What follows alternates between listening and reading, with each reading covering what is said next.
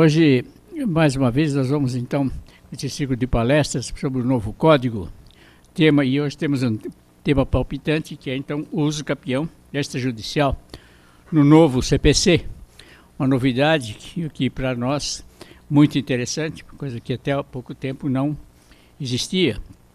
Então, o doutor Narciso Orlandi Neto, que tem um grande gabarito, que é um ex-desembargador aposentado do Tribunal de Justiça de São Paulo, bacharel pela Faculdade de Direito da Universidade de São Paulo e autor de obras e artigos em revistas especializadas.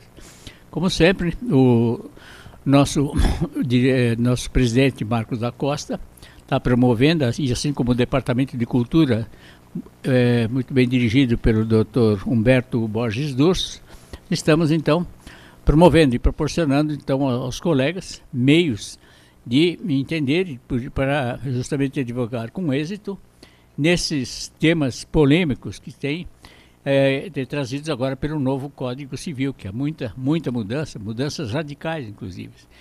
Então, sem mais delongas, depois que o doutor que o nosso palestrante fizer a palestra, abriremos espaço para os debates. Então, se alguém tiver formular alguma pergunta, poderá ser feito após quando nós abrimos então espaço para... Então, sem mais delongas, eu vou passar a palavra ao nosso palestrante. Então, tenha a bondade, doutor, de dar início à sua brilhante palestra, que de antemão já digo que é uma brilhante palestra.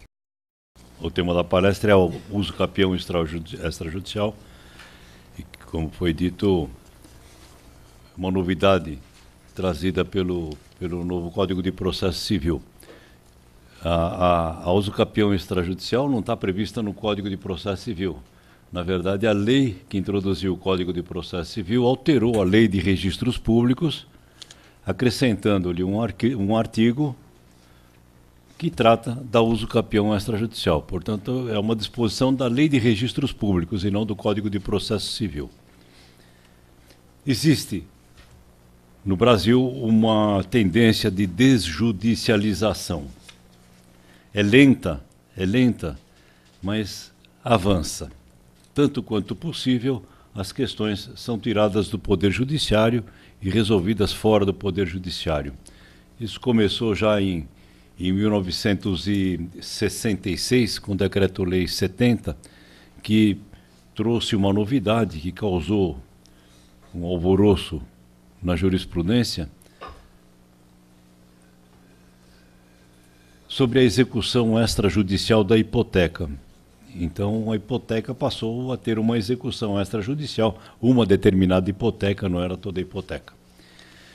Depois do decreto, que foi muito discutida nos tribunais, a constitucionalidade de uma execução extrajudicial, em que se tomava o imóvel do devedor, em que o imóvel do devedor ia à praça sem intervenção judicial.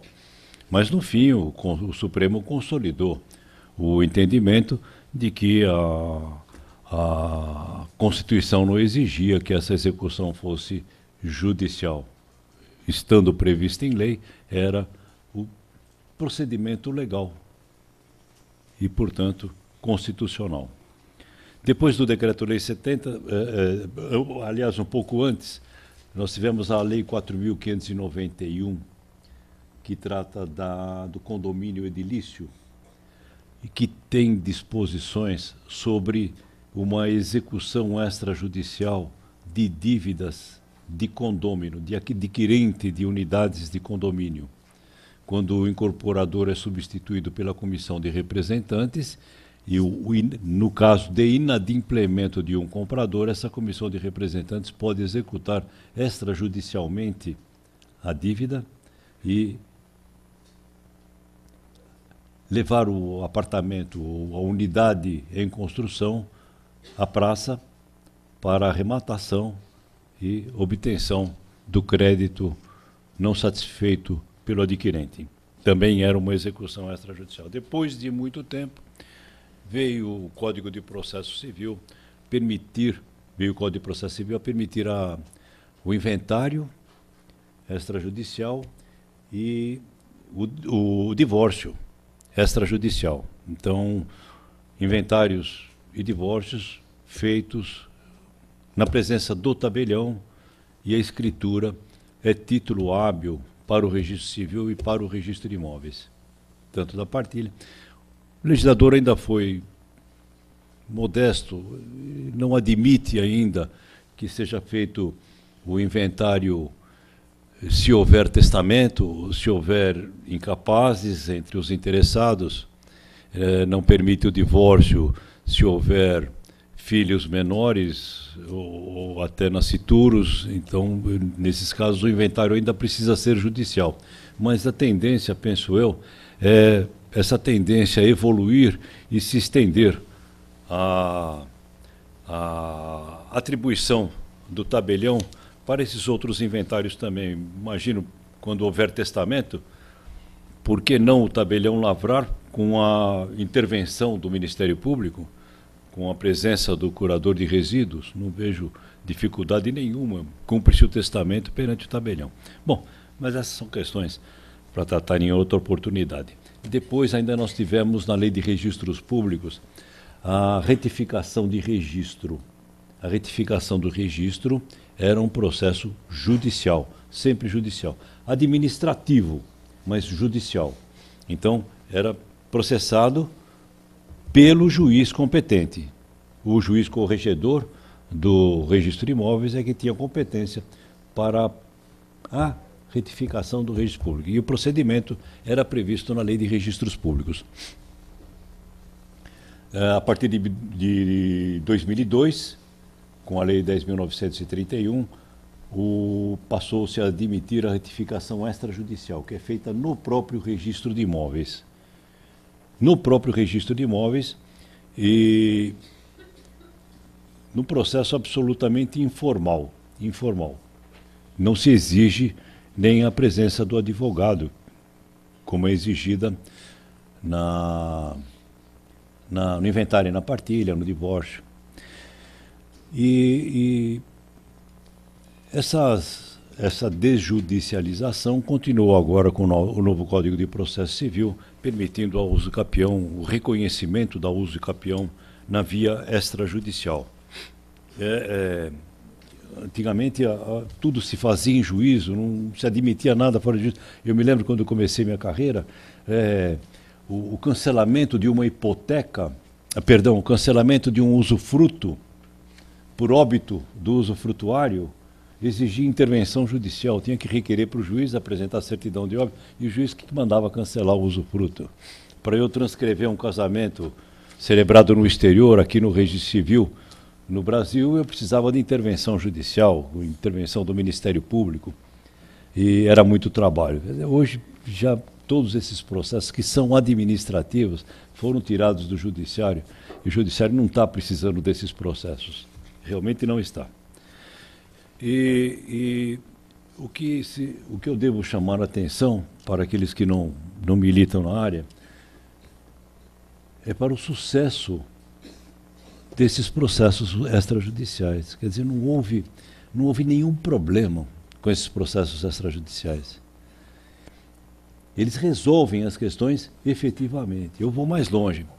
Alguns desses processos extrajudiciais ficaram melhores e mais rápidos do que os judiciais. E eu cito, com conhecimento de causa, as retificações de registro. As retificações de registro judiciais são demoradas, porque ainda podem ser feitas judicialmente, são demoradas e não são tão precisas como as feitas no registro de imóveis. O registrador, o oficial do registro de imóveis, é muito mais exigente do que o juiz, porque ele tem a técnica. Eu peço para o juiz para citar o confrontante e dou o nome do confrontante, e fulano de tal, ele manda citar. Eu peço para o oficial do registro de imóveis citar o confrontante, fulano de tal, ele fala, prove que ele é o confrontante, me traga a certidão do registro, senão eu não vou citar. Então ela é mais técnica, é mais exigente a retificação no registro do que a que era feita judicialmente. E eu falo isso com tranquilidade porque eu sempre achei que a retificação não poderia sair das mãos do juiz, por causa da segurança jurídica. E hoje eu reconheço que a extrajudicial é melhor do que a judicial em termos de segurança jurídica. Além de ser mais rápida. Infinitamente mais rápida. Não obstante esse processo de desjudicialização, muitas vezes o legislador mantém a competência do judiciário, como faz com a retificação do registro, com o inventário e com a partilha, com o divórcio. Quer dizer, eu não sou obrigado a usar o processo extrajudicial. Eu posso usar o judicial também. Mas isso eu acho que com o tempo vai desaparecer, porque se eu não tenho necessidade da intervenção do juiz, por que eu vou procurar o juiz? Por que eu vou atravancar o judiciário? Se eu posso fazer extrajudicialmente, por que eu vou no juiz? Não faz sentido isso. Não faz sentido. Então, se tem a via extrajudicial, que seja só a via extrajudicial. Quando houver ofensa a um direito, sim, o recurso ao judiciário é inafastável. Mas, se não há ofensa a nenhum direito, por que não a via extrajudicial e só ela? A usucapião admite dois processos, como esses que eu mencionei, o judicial e o extrajudicial. Quer dizer, o Código de Processo Civil continua prevendo a ação de usucapião. Aliás, muito restritamente. Na verdade, há dois dispositivos só no Código de Processo Civil que falam na usucapião. Um fala na citação dos confrontantes, que eles devem ser citados pessoalmente, e quando o objeto da usucapião for unidade de condomínio, não precisa citar os confrontantes. É o artigo 264, parágrafo 3º. E fala no 259 dos editais, que na ação de usucapião serão publicados os editais. Não existe mais procedimento especial da usucapião como havia no Código anterior. O Código anterior tinha um procedimento especial da usucapião. Não existe mais. Então o procedimento é o ordinário. É o ordinário. E ficaram algumas dúvidas. Nós sabemos que a intervenção das fazendas é necessária no usucapião, mas o Código de Processo Civil não fala nada. Ele não fala quem deve ser citado na ação de usucapião. Não diz que as fazendas devem ser cientificadas. Não diz que os editais servem para chamar eventuais interessados em certos e desconhecidos. Segue-se o procedimento ordinário, porque é o que o Código de Processo Civil manda fazer. E a usucapião pode ser reconhecida extrajudicialmente nesse novo procedimento extrajudicial com a modificação da Lei dos Registros Públicos. Devo advertir, inicialmente, que o legislador deu um presente ao judiciário com uma mão, admitindo a usucapião extrajudicial, e com a outra mão ele tirou. Tais as exigências que foram criadas para o reconhecimento da usucapião extrajudicial. Já há algum tempo que a lei está em vigor, o Código de Processo está em vigor e as disposições da Lei de Registros Públicos estão em vigor, eu não tenho conhecimento de nenhuma usucapião reconhecida extrajudicialmente no Estado de São Paulo. Não tenho conhecimento e eu milito, eu trabalho nesse meio. E nós vamos ver por quê. Supostamente o legislador aliviou o judiciário, mas absolutamente não aliviou. Vai tirar muito pouco do judiciário. O projeto inicial era bom. No Senado, ele sofreu emendas e a pior emenda que ele poderia sofrer. Nós vamos ver um pouco mais à frente. Para a usucapião extrajudicial, eu preciso da anuência de todos. É preciso que o proprietário do imóvel usucapiendo, que vai perder o direito de propriedade, concorde com o meu pedido. Então não precisa falar mais nada. Não precisa falar mais. E se ele não se manifestar a favor expressamente, por escrito, presume-se que ele discordou. E a discordância impossibilita o reconhecimento da usucapião. Então, quer dizer, que vai resolver esse procedimento? Nós estamos estudando em vão, será?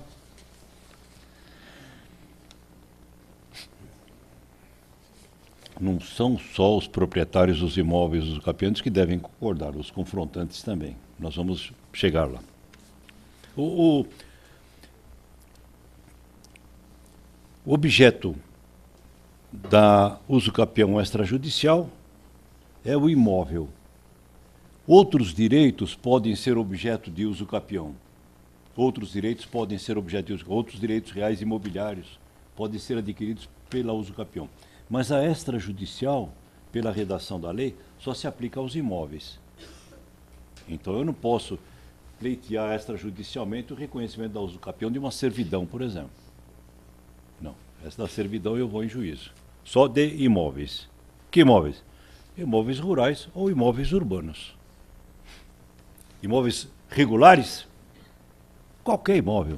Qualquer imóvel. Imóvel rural? Não importa se ele tem as dimensões do módulo, não importa se a área dele é inferior ou superior à fração mínima de parcelamento, não importa. Não importa se o INCRA vai recusar o cadastro, não importa.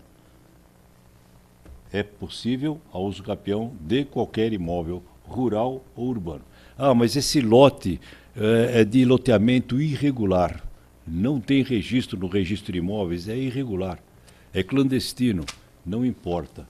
É possível a aquisição da propriedade pela usucapião e o reconhecimento extrajudicial da usucapião.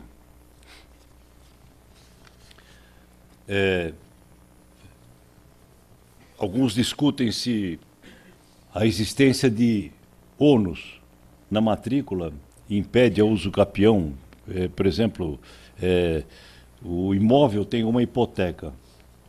Vamos colocar bem a usucapião fora do registro de imóveis. Eu adquiro a usucapião, nós sabemos, pela posse. Então eu não tenho nada a ver com o registro. O que está no registro, a mim não importa. Se eu adquirir a propriedade pela usucapião, significa que o direito do proprietário está extinto. E qualquer direito por ele constituído estará extinto também. A força aquisitiva e a força extintiva. A força aquisitiva, a usucapião. A força extintiva, a extinção do direito de propriedade. Podem ser objeto de usucapião também unidades de condomínio, como eu já mencionei, o domínio útil de imóvel. Imóvel, por exemplo, imóvel foreiro da União, que tenha um contrato de aforamento, o domínio direto pode ser objeto da ação de usucapião. Podem ser usucapidos também imóveis sem registro no registro de imóveis. Nós vamos tratar disso também. Não é absolutamente tranquilo esse entendimento, mas me parece que não há como impedir-se a usucapião de imóvel que não tenha registro. Explicando em poucas palavras, eu preciso da anuência do proprietário do imóvel. Eu vou ao registro de imóveis para saber quem é o proprietário desse imóvel que eu possuo há 50 anos. E o oficial do registro de imóveis não sabe me dizer. Eu dou a descrição, ele procura e não acha. Eu vou em todas as circunscrições pelas quais passou o imóvel e nenhum oficial consegue me informar quem é o proprietário. Então eu não posso usucapiar? Posso. Eu só não vou ter a anuência do proprietário simplesmente porque se desconhece o proprietário. É possível até que o imóvel não tenha proprietário. É possível. Há imóveis sem proprietário. Então, o fato de eu não encontrar o registro do imóvel para notificar o proprietário não impede o reconhecimento da usucapião.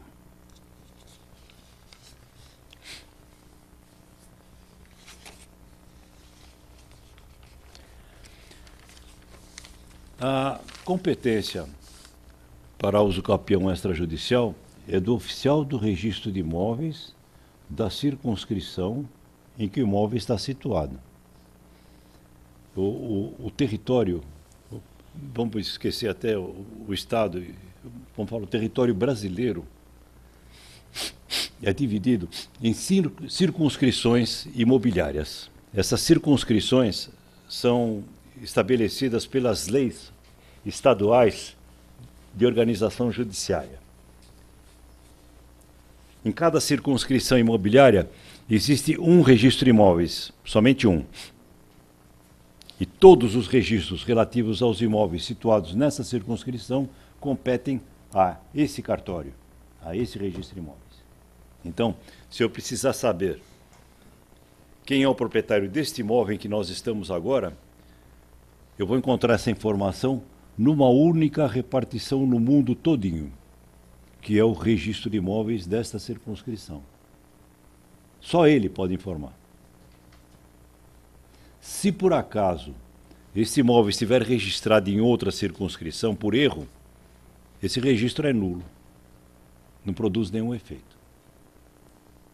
Então, o competente para a ação de uso capião, para a uso capião extrajudicial, é o oficial da circunscrição em que está o registro de o imóvel.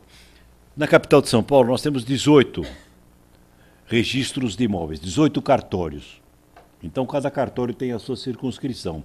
Mas, por problemas de desmembramento dessas circunscrições no passado, essas circunscrições não são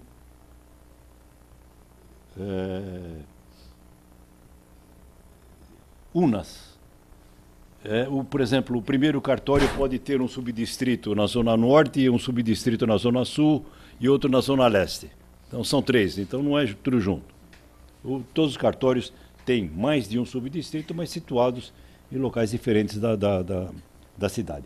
Isso é na capital. Nas outras comarcas do estado, a circunscrição é junta. Quer dizer, por exemplo, Santo André tem 2 registros de imóveis, então tem uma parte da cidade que é primeiro e uma parte da cidade que é segundo, do município. E isso também em Barueri, em São Bernardo, em Diadema, em Bauru, em Campinas. Então, eu só localizo o cartório daquela circunscrição e é dele a competência para o processamento do meu pedido. Se o imóvel se situar em 2 circunscrições, o que é possível, principalmente imóveis rurais, em qualquer uma delas eu posso promover o meu requerimento. Quem tem legitimidade para requerer o reconhecimento da uso capião extrajudicial? Pessoas naturais ou jurídicas.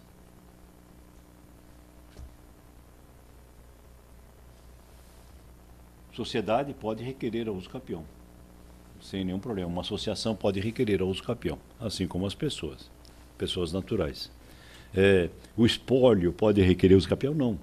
Não. Primeiro, porque o espólio não tem personalidade jurídica. E segundo, porque se o autor da herança tinha posse, quando ele faleceu, essa posse se transmitiu aos herdeiros. Então o espólio não tem posse, não tem personalidade, como ele pode ter posse. Quem tem posse são os herdeiros, que continuaram a posse do antecessor. Então, os herdeiros é que devem requerer a declaração da uso capião, somando sua posse à do antecessor falecido. É isso que se dá o nome de successio possessionis, a sucessão na posse, a sucessão da posse.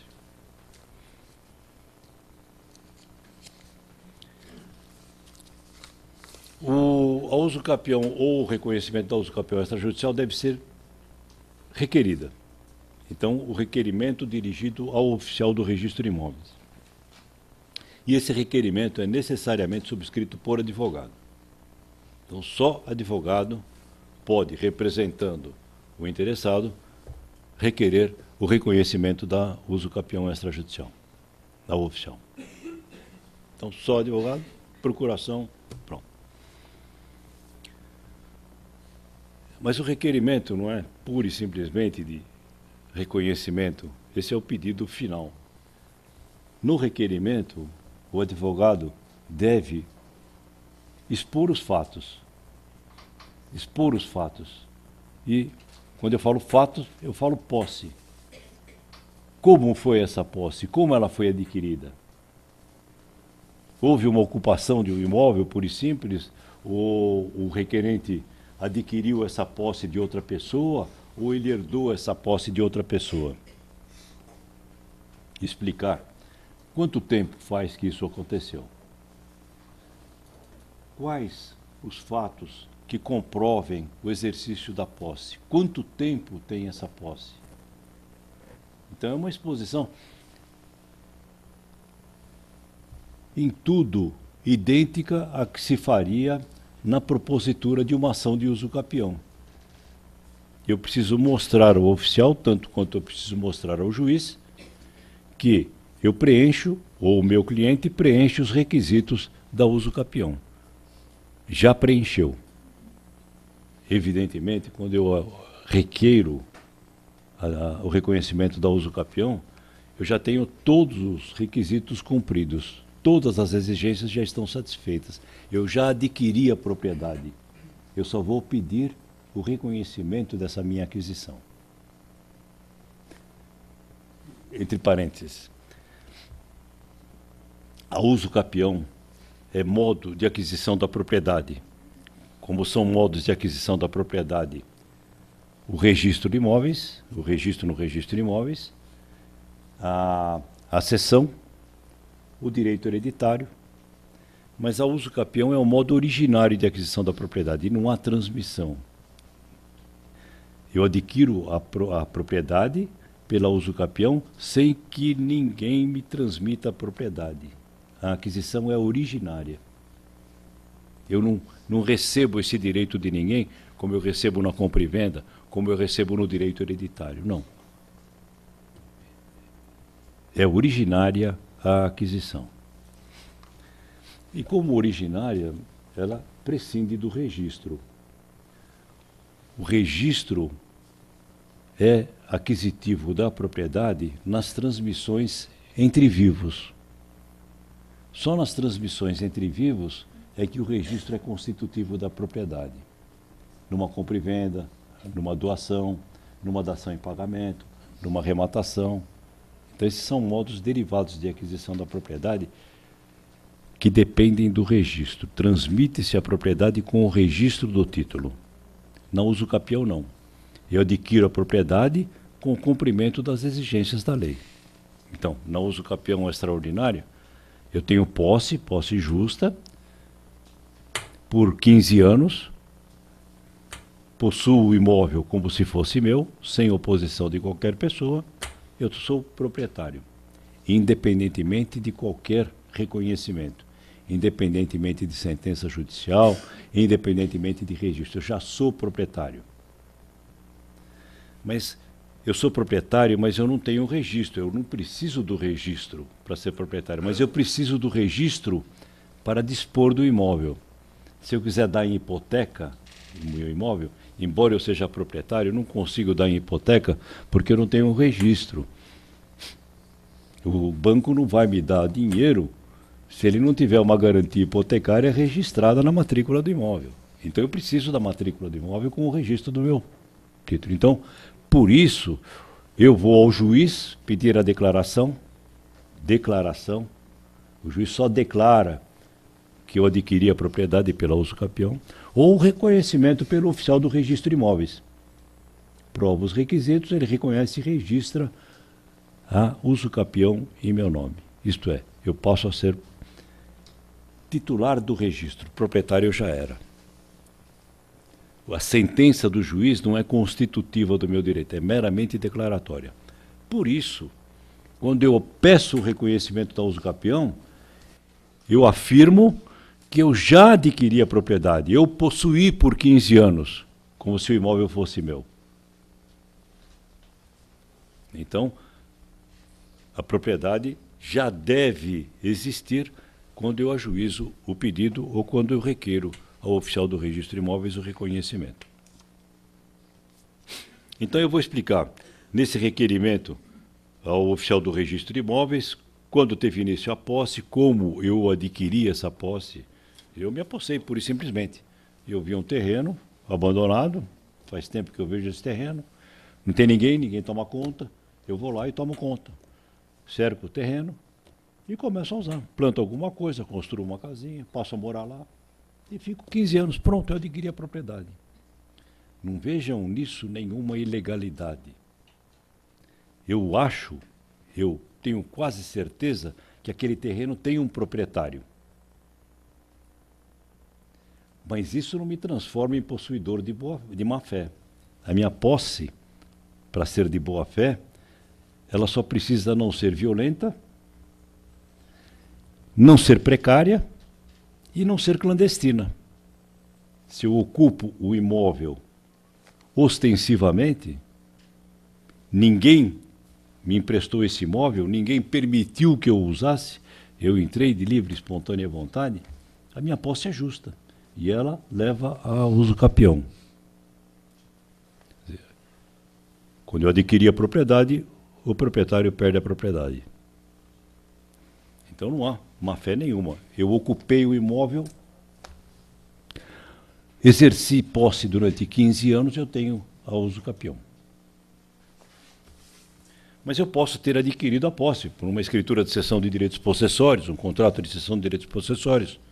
Uma pessoa que já tinha a posse há 6, 7 anos, me passou, eu possuí mais 8 anos, eu pego a minha posse, somo com a dele, do meu antecessor, e peço o reconhecimento da uso capião.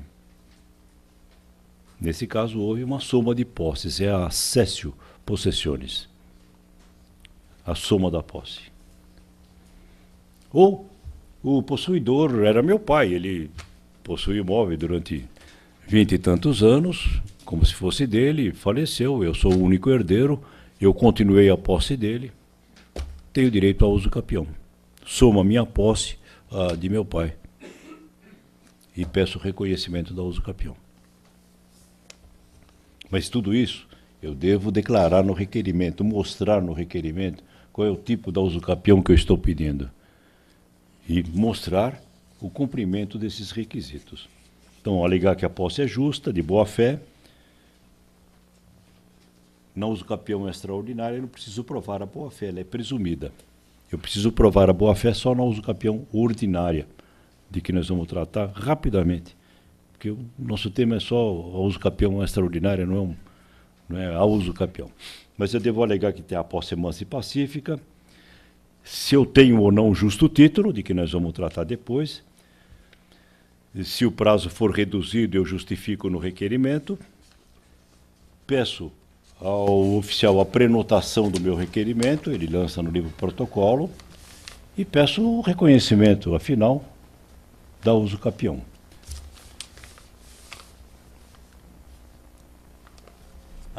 O requerimento deve ser instruído com documentos.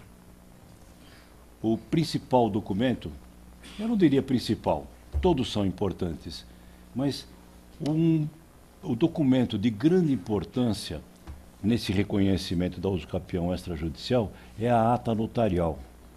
A ata notarial. Veja, eu sou advogado, eu faço o requerimento e alego a posse, alego posse justa, alego posse há 30 anos. Mas são alegações unilaterais. Eu estou representando o meu cliente, que é o interessado. O meu requerimento não tem fé pública. É preciso que eu prove tudo isso que eu estou afirmando. A simples declaração do interessado não pode levar o oficial a reconhecer a uso capião. É preciso provar. E um grande meio de prova é exatamente a ata notarial. Então, o notário, na ata notarial, o mínimo que ele precisa fazer é, pelo menos, ir ao imóvel usucapiano, ver o imóvel usucapiano. E para o trabalho ser completo, ele deve lançar na ata tudo o que ele viu no imóvel usucapiano. Com quem ele conversou, quais são os indícios de posse. Conversar com os vizinhos, ver se eles reconhecem o imóvel e reconhecem a posse do requerente. Verificar as benfeitorias. Existe uma casa, quem construiu essa casa e quando? Existem plantações, quem plantou, quando? Quem usa o imóvel? O imóvel está alugado, não está alugado? esse imóvel corresponde, dentro da capacidade técnica do notário, àquele que consta da planta e do memorial descritivo? Então, o tabelião, quando faz a ata notarial, ele é o órgão sensitivo do oficial do registro de imóveis, quer dizer, ele vai atestar aquilo que o oficial do registro de imóveis precisa saber para reconhecer a aquisição da propriedade pela usucapião. Então, o oficial do registro de imóveis não vai lá constatar. O tabelião vai lá, a requerimento do interessado, e vai fazer essa constatação. Quanto mais pormenorizada for a ata notarial, mais propenso ao reconhecimento ficará o processo. Quem milita nessa área de usucapião no foro, sabe que os juízes frequentemente mandam fazer a perícia do imóvel usucapiano.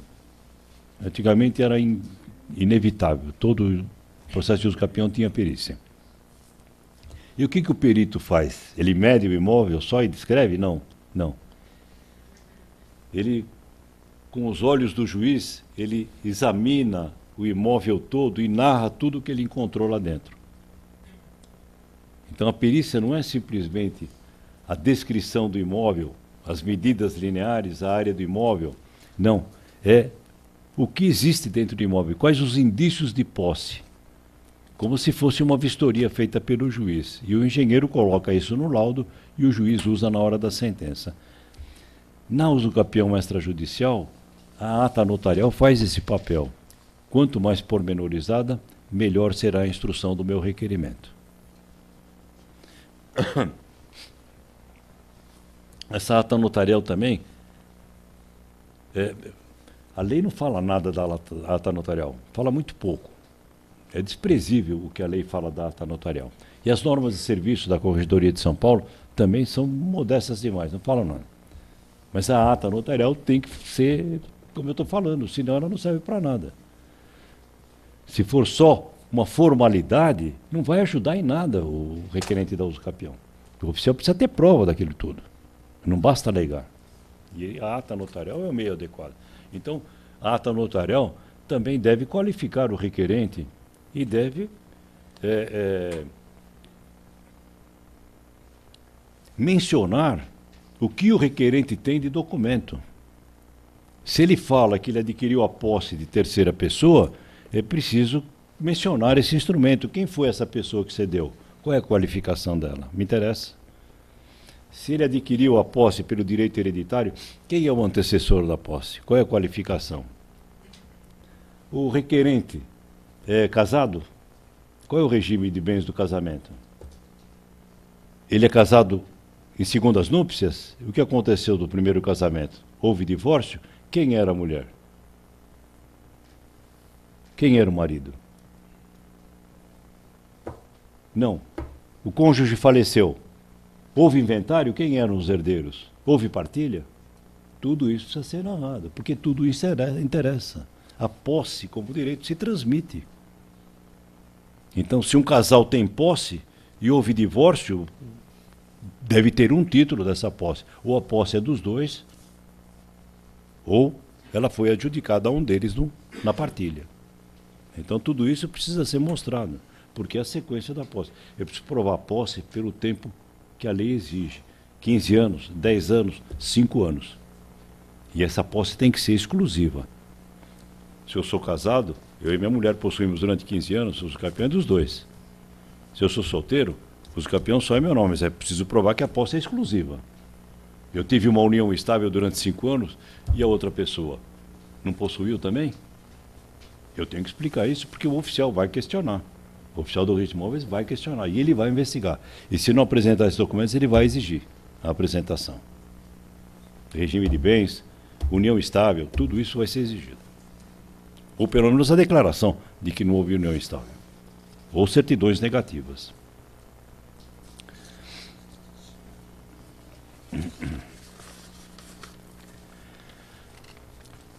Outro documento necessário é a anuência, as anuências.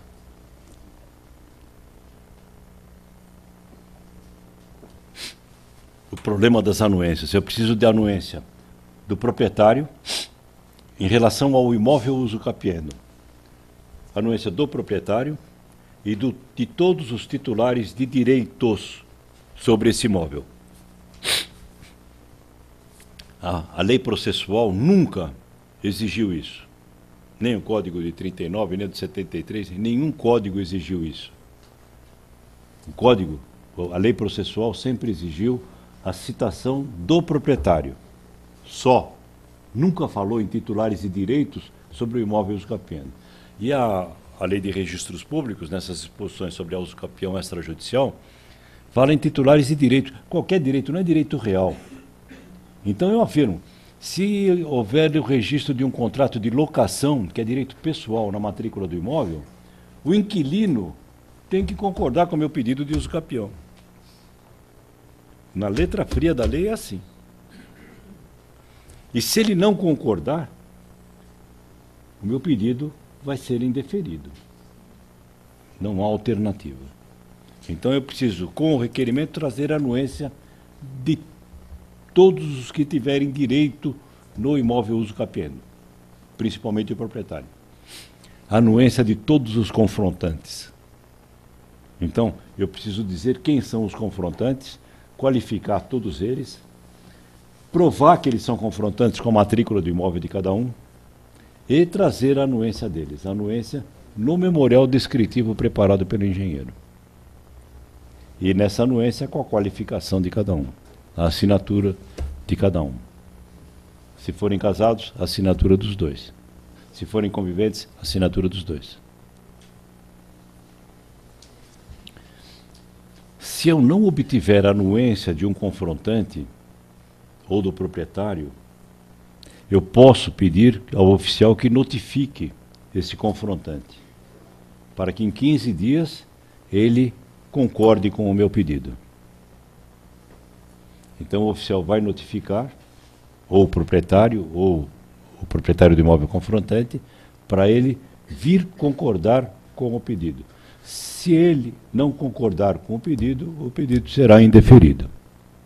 O silêncio é considerado oposição, discordância, e é suficiente para o indeferimento do pedido. O silêncio de qualquer confrontante. Então, se o seu cliente tiver uma briga com o vizinho, esqueça a via extrajudicial. Pode ir para a judicial. Esqueça. Vai para a judicial. Se eu não obtiver essas anuências pessoalmente, eu não vou obter com a notificação pelo oficial. Eu notificar o confrontante e esperar que ele vá no cartório de registro de imóveis, no horário de expediente, para dizer que ele concorda com o meu pedido, só se ele for muito meu amigo. Senão ele não vai.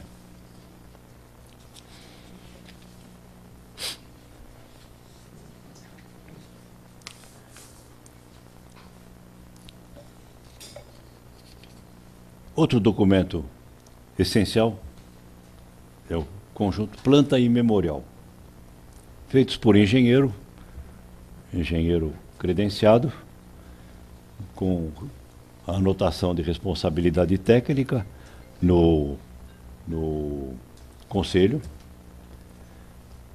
O memorial descritivo deve seguir a Lei de Registros Públicos, principalmente os artigos 176 e 225, que são os requisitos para a descrição do imóvel, e a planta deve indicar o imóvel usucapiendo e os imóveis confrontantes, cada um com a sua matrícula, para que o oficial identifique os confrontantes. As anuências são prestadas de acordo com a lei no memorial descritivo. Mas se eu fosse o confrontante e fosse concordar, eu não sou técnico, eu preferia assinar na planta. Porque lá pelo menos aparece o desenho do meu imóvel, eu sei que é aquele que está sendo respeitado a divisa. O memorial descritivo eu não vou entender. Eu não vou saber onde está a minha divisa.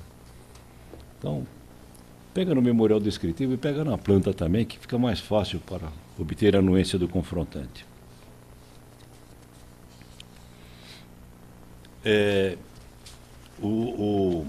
Os imóveis rurais têm uma exigência de georreferenciamento. O georreferenciamento é a descrição do imóvel rural, amarrando os vértices a pontos geodésicos. Então eu dou latitude, longitude, com precisão milimétrica, de cada ponto definidor das divisas. Isso é feito por engenheiro e é certificado pelo INCRA. Então, hoje, agora em junho, os imóveis com até 500 hectares precisam do georreferenciamento. Acima de 200 hectares e até 500 hectares, ou 250 e 500. Mas a partir de novembro, os imóveis até 200 hectares também vão precisar do georreferenciamento. Então eu vou ter que apresentar uma planta de imóvel georreferenciado. Só os imóveis rurais, não nos imóveis urbanos. Em relação a unidades de condomínio, por exemplo, apartamentos, eu não vou precisar de planta. Para eu requerer uso capião de unidade condominial, apartamento, é preciso que esse apartamento esteja regular no registro de imóveis. É preciso que o condomínio tenha sido registrado. Se eu tiver um prédio irregular com um apartamento, eu não vou conseguir usucapi nunca um apartamento. Não há possibilidade. Simplesmente porque o apartamento, o imóvel apartamento, é uma figura de ficção. Eu não tenho terreno. Eu tenho uma construção no ar, sem piso. O dono do apartamento tem uma fração ideal daquele terreno lá embaixo. Ele não é dono de nada. Ele é dono só de uma fração ideal. Então isso é uma ficção. E para que essa ficção jurídica exista, é preciso que o condomínio esteja registrado no registro de imóveis. E quando ele está registrado, no registro de imóveis tem a descrição de cada apartamento. Basta eu identificar a unidade, é o apartamento número 57, 5º andar. É suficiente para caracterizar o imóvel objeto ao uso capião. Agora, quando for terreno, rural ou urbano, eu preciso caracterizar de acordo com as exigências do registro de imóveis. E isso quem faz é o engenheiro. A lei exige também que o requerimento seja instruído com certidões das matrículas dos imóveis. Então eu preciso pedir certidão da matrícula do imóvel uso capiendo e das matrículas dos imóveis confrontantes. Essas certidões são consideradas atualizadas no prazo de 30 dias. Depois disso eu vou precisar atualizar. Eu volto àquele problema de não localizar o proprietário, tanto do imóvel uso capiendo como do imóvel confrontante. Imaginem o imóvel na capital, situado na 10ª circunscrição imobiliária. Eu vou ao 10º registro de imóveis e peço certidão. Ele não localiza o dono do imóvel, faz buscas e não localiza. Mas esse imóvel, antes de pertencer ao 10º registro de imóveis, ele pertencia ao 6º registro de imóveis. Antes de ser criado o 10º, ele era do 6º. A do 6º foi desmembrada. Então eu tenho que ir ao 6º registro de imóveis e pedir a certidão. Se eu não encontrar, eu vou ao anterior, que é o 2º. Se eu não encontrar, eu vou ao anterior, que é o 1º.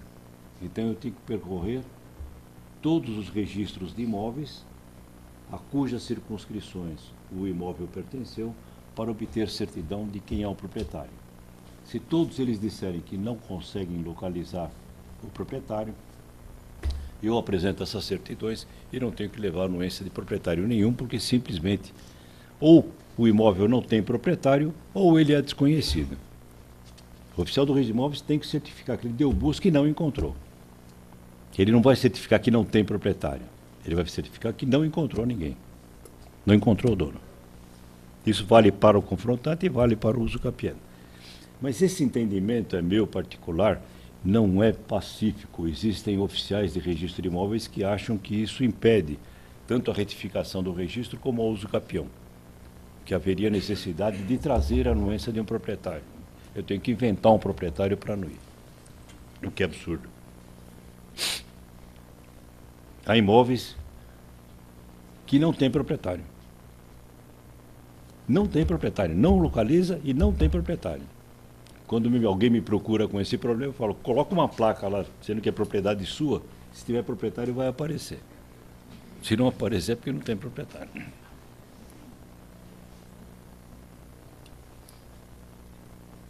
Mas isso sempre causa dificuldade, tanto na retificação do registro e vai causar na uso capião com certeza. Além das certidões das matrículas, eu preciso das certidões dos distribuidores. E aqui em relação ao imóvel uso capiano. Eu preciso provar, eu sou possuidor, que não existe nenhuma ação possessória ou reivindicatória que diga respeito àquele imóvel. Por quê? Porque para eu uso capir, a minha posse precisa ser mansa e pacífica. Ela não pode ser contestada. Se houver um litígio sobre a posse daquele imóvel, eu não tenho direito ao uso capião. Eu tenho que esperar o final daquele litígio, daquela ação. Se for reconhecida a minha posse, eu posso continuar. Mas enquanto houver discussão sobre a posse desse imóvel, eu não posso pedir o reconhecimento da uso capião. Então eu preciso levar ao registro de imóveis certidões dos distribuidores em meu nome.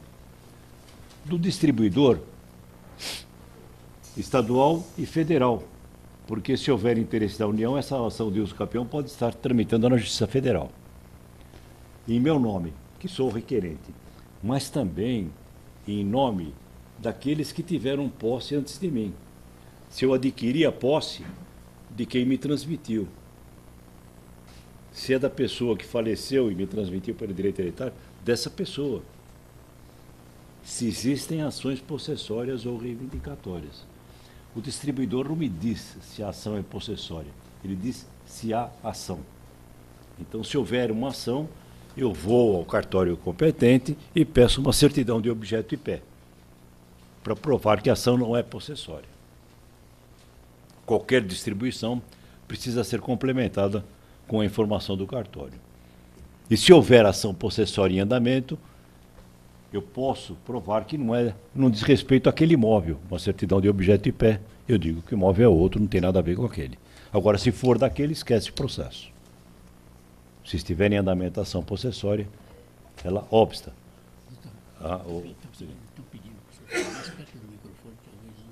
Tá bom. Tá.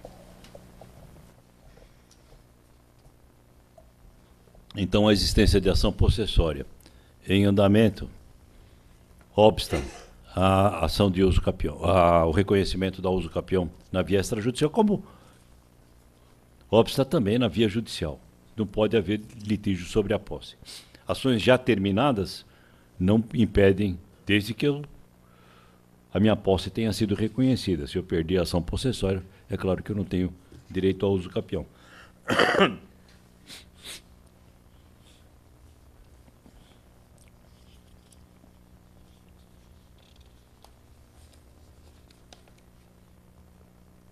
As certidões devem envolver os nomes, então, de todas as pessoas que tiveram posse, e por isso o advogado, no requerimento, menciona a história da posse. É por isso que, na ata notarial, o tabelião traça o histórico da posse, todas as pessoas que tiveram posse, no prazo da uso capião, 15 anos, 10 anos ou 5 anos.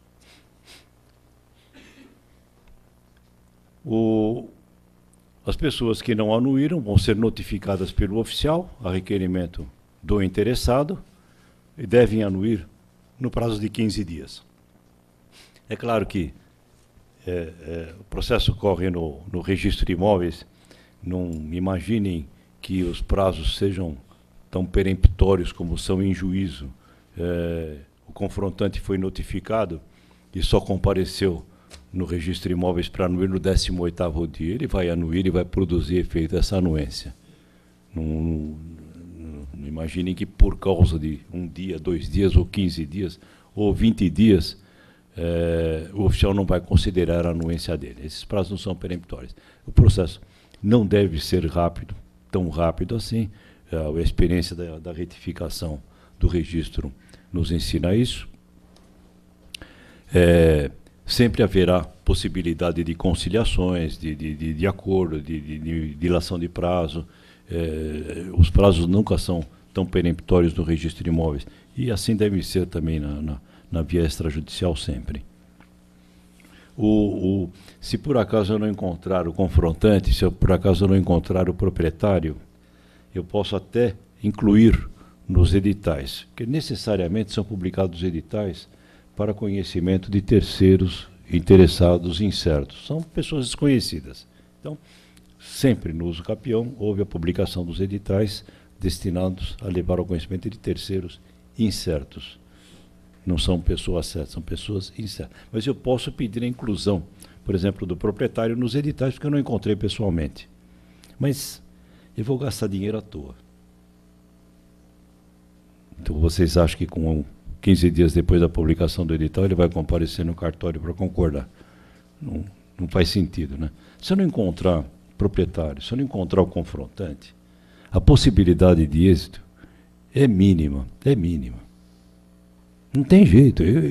Se não houver anuência, o oficial indefere o meu pedido. Não adianta eu perder tempo. Posso ir para o juízo, porque não vou conseguir na via extrajudicial. As fazendas também devem ser notificadas por disposição expressa da lei, ao contrário do Código de Processo Civil, que é omisso. A União, Estado e Município são cientificados. Veja, eles são cientificados. Se eles não se manifestarem, não se presume discordância, pelo contrário, presume-se que eles não se opõem ao requerimento. Mas vejam, se o município for proprietário de um imóvel confrontante, que não seja bem de uso comum do povo, ele é confrontante. Aí ele não é cientificado, aí ele é notificado como confrontante e precisa anuir expressamente.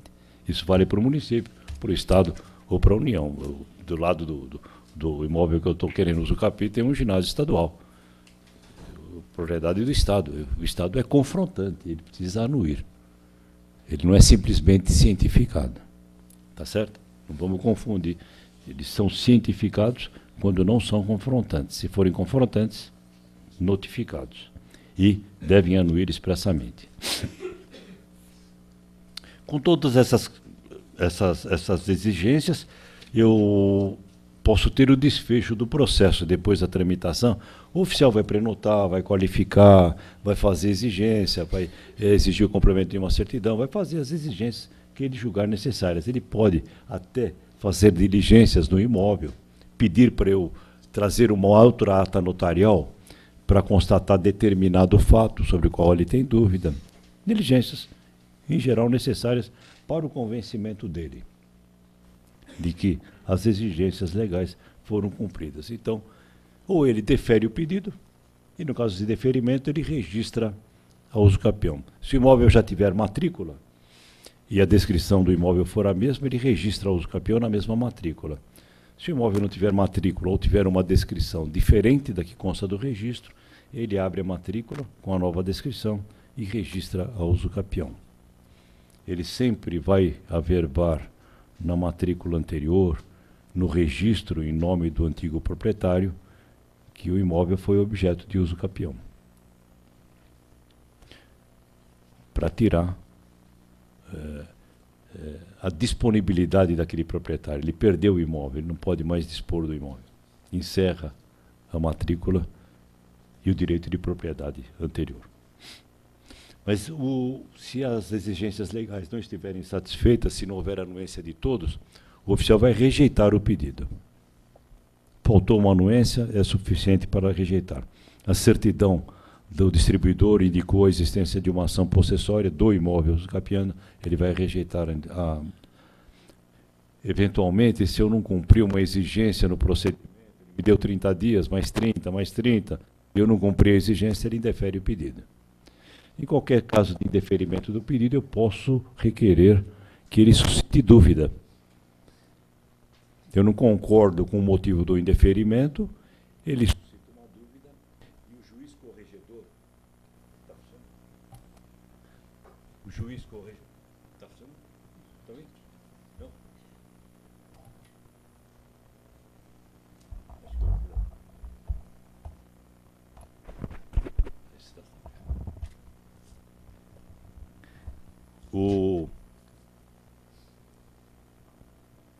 Sendo requerida a suscitação de dúvida, no caso de indeferimento, o juiz corregedor desse cartório é que vai decidir se a usucapião deve ser deferida ou não.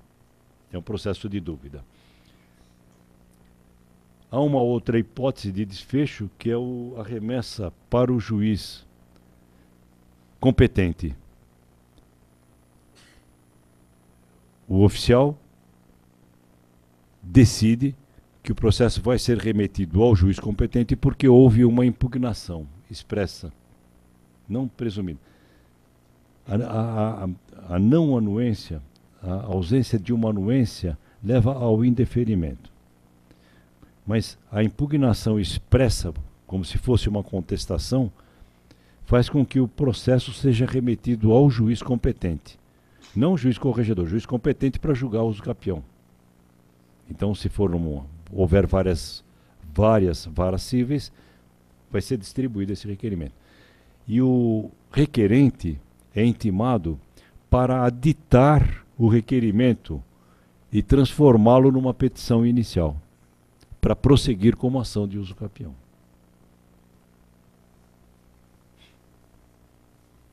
São as três hipóteses de desfecho: o indeferimento, o deferimento e a remessa ao juiz competente. A Corregedoria de São Paulo diz que, nesses casos, quando houver discordância expressa, que o oficial convoque as partes para tentar uma conciliação. Isso é feito também nas retificações e com muita possibilidade de êxito. Então, às vezes, uma questão pode ser resolvida nessa tentativa de conciliação, e isso ele faz antes de mandar o processo para o juiz. Para encerrar, eu não sei se nós já estamos com o horário adiantado, rápidas palavras sobre os tipos de usucapião de que eu posso fazer uso no requerimento do reconhecimento pelo oficial. A usucapião ordinária. A usucapião ordinária é 10 anos de posse, justo título e boa-fé. Isso tudo está no Código Civil.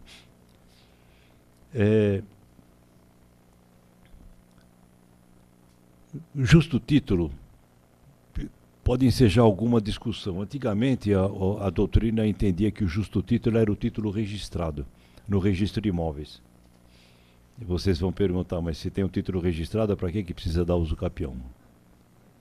Mas vejam, eu posso ter um registro no registro de imóveis e o meu registro ser nulo.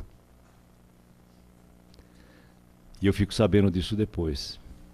Eu adquiri, registrei o meu título aquisitivo, me tornei proprietário. Eu tomo conhecimento de aquele que vendeu para o meu antecessor não era o proprietário, era alguém que falsificou a assinatura do proprietário.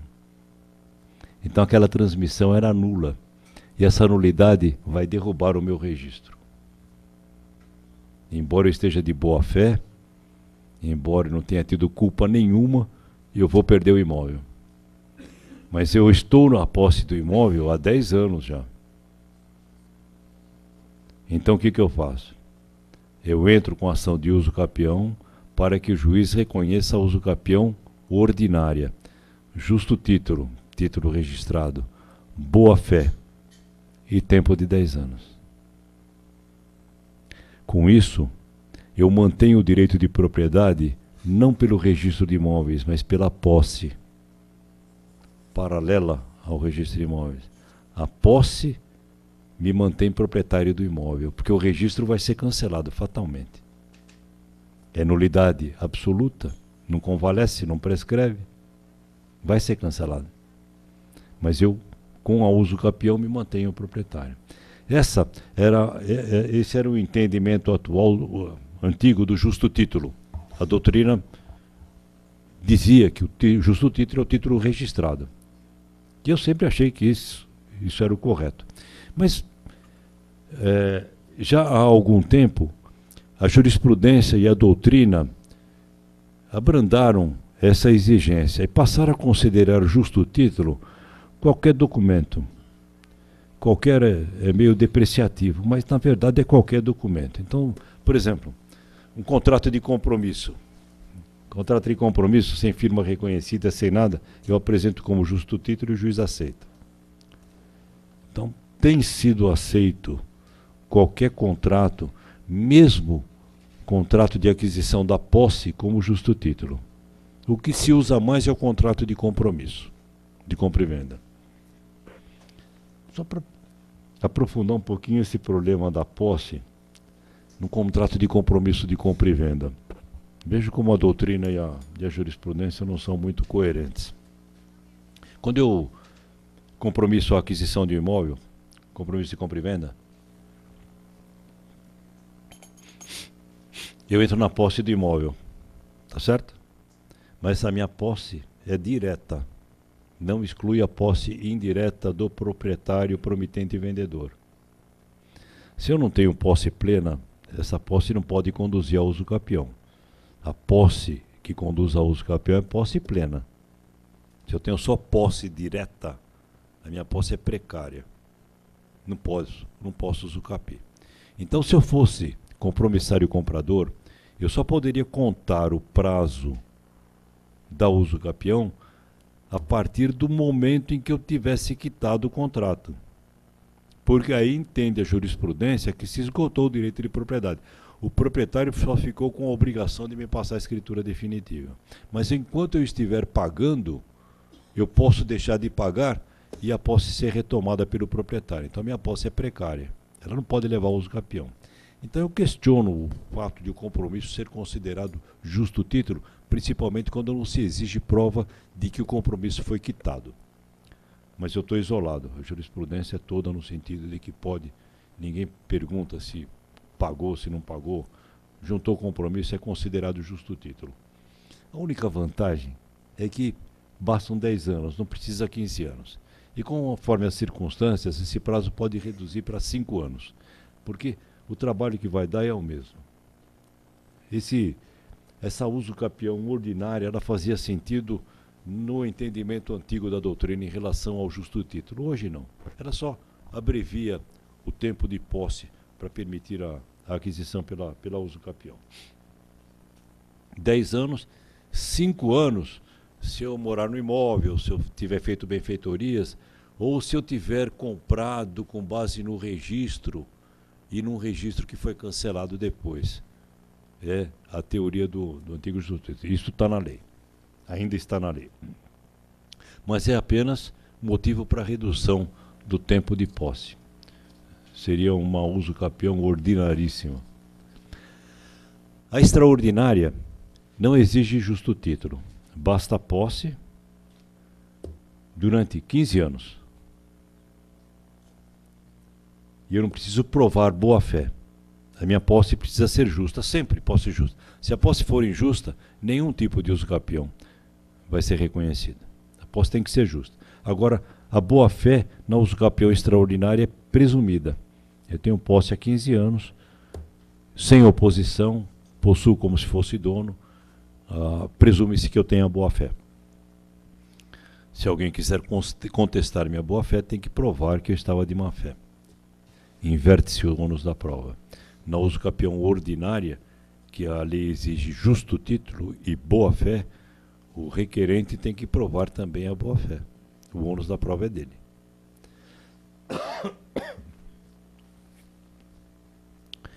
A uso capião extraordinária, veja como nós evoluímos. Até 1952, a uso capião extraordinária era 30 anos. A partir de 1952, com modificação do Código Civil, então em vigor, passou para 20 anos. Agora passou para 15, a partir de 2002, com possibilidade de redução para 5 anos, para 10 anos apenas. 10 anos de posse leva a usucapião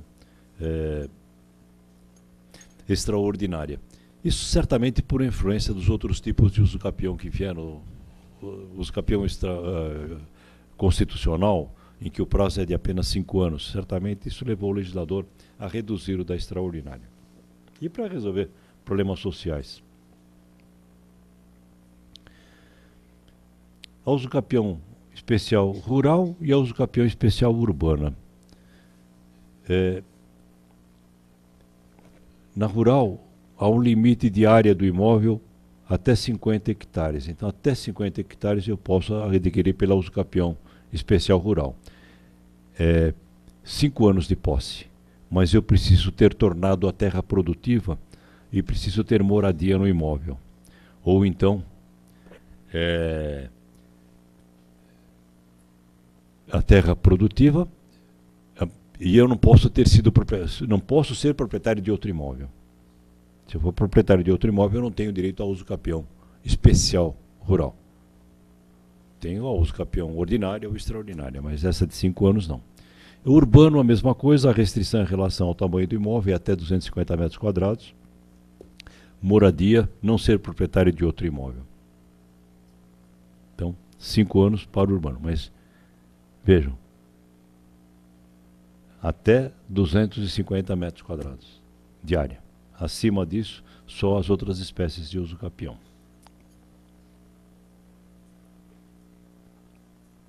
O usucapião familiar, é mais recente na nossa legislação, é aquela que a lei dá ao cônjuge ou convivente que tenha sido abandonado pelo outro depois de 2 anos. Então, veja, o casal ou conviventes, união estável, união homoafetiva, são donos de um imóvel. Um abandona o lar. Um deles abandona o lar. Depois de 2 anos, o outro pode requerer o reconhecimento da usucapião familiar. Vejam, ele não vai adquirir a propriedade de todo o imóvel porque ele já é dono de metade. Ele vai adquirir a propriedade da outra metade, que era do cônjuge, companheiro, que abandonou o imóvel. Essa é a usucapião familiar. Então, nesse pedido, eu preciso provar para o oficial que houve o abandono e que eu me mantive na posse do imóvel, apesar do abandono. E aí eu vou adquirir a propriedade de todo o imóvel. Metade já é meu. Eu adquiro a propriedade da outra metade. E, finalmente, a usucapião coletiva, em que se aplica às comunidades. São posses coletivas, pessoas que ocupam o imóvel sem nenhuma delimitação de terreno. Eu não posso quantificar a posse de cada um, mas todos possuem em conjunto uma área de um imóvel que tem que ser maior do que 250 metros quadrados. Então, um imóvel maior do que 250 metros quadrados, ocupado coletivamente por várias pessoas. Então, o prazo de 5 anos também. E o reconhecimento da usucapião vai dar uma fração ideal igual para todos desse imóvel para cada requerente. Então, se forem 50 requerentes, cada um vai receber 2/2 da metade. Metade não, quanto? Hã?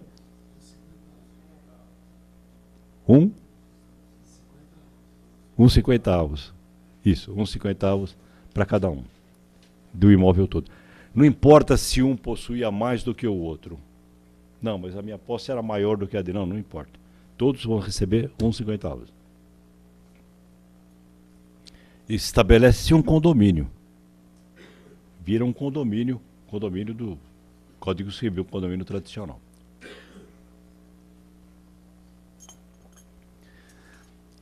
Em rápidas palavras, esses são os tipos da uso capião que eu posso requerer ao oficial que reconheça e registre em meu nome. Eu corri um pouquinho para poder tratar de toda a matéria. Espero não ter sido tão ininteligível. Espero ter dado uma noção aos que não tinham nenhuma da uso capião e ter aperfeiçoado um pouquinho o conhecimento daqueles que já estão lidando com essa espécie. Obrigado. Obrigado.